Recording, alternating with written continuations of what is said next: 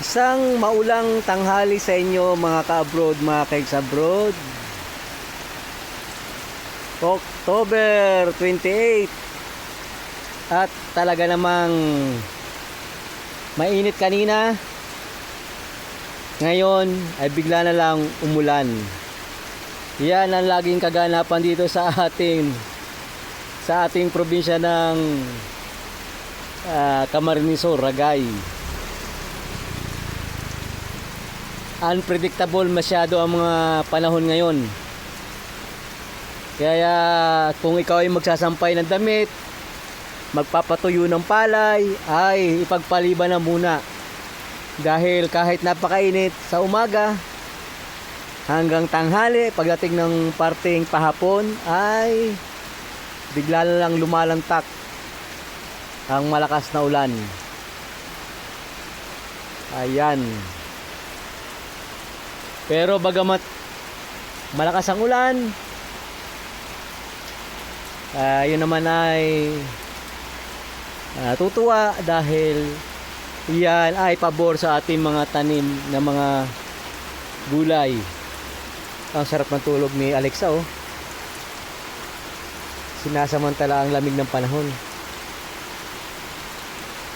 And speaking of gulay, eto, tuwan-tuwa ang ating mga patola.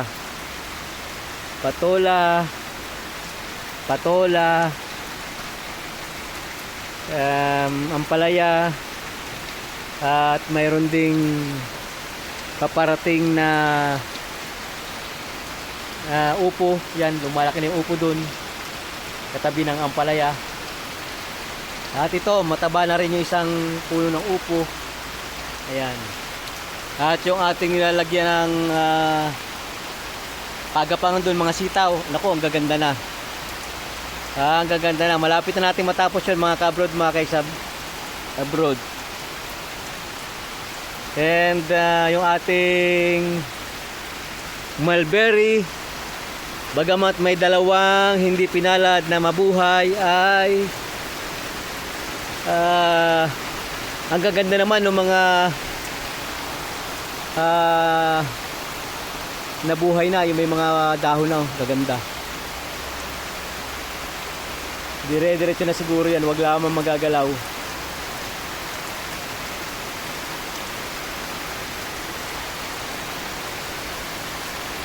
Bagamat malakas ang ulan ay walang kahangin-hangin. Ayan, kalmadong kalmado ang panahon. Yung mga nakadeploy dyan, mga OFW, mga kaigs-abroad natin na nakadeploy sa Middle East, sigurado nami-miss nyo yung ganitong senaryo, yung ganitong tanawin, yung malakas na ulan, yung sound pa lamang na tumutulos sa bubong ng malakas na ulan ay siguradong magpapatulog na sa inyo. Nung ako'y nasa Abu Dhabi pa, ini-on ko yung TV, konektado sa YouTube, at pinapakinggan ko yung sound ng falling rain. Black screen siya para hindi makasagabal sa pagtulog yung liwanag ng TV. Naka black screen, tapos maririnig mo lang yung patak ng malakas na ulan sa bubong ng bahay. At nako, talaga namang ang sarap ng tulog.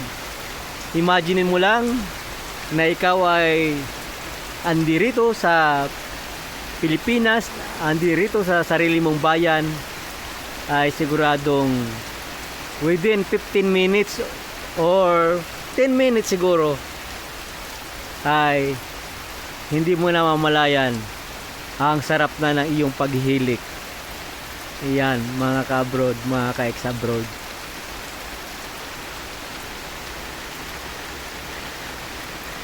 Yan ang isa sa pinaka nami-miss ng mga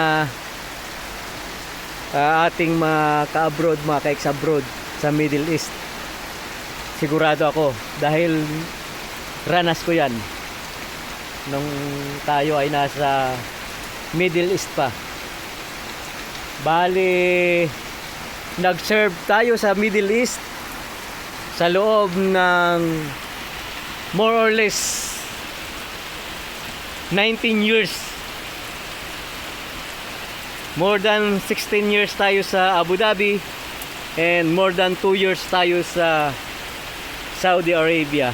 So more or less 19 years yung ating serbisyo sa Middle East sa pagiging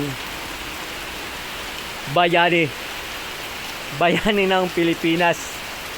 Dahil bayani daw yung mga OFW eh. Di kasama tayo sa bayani na yun dati.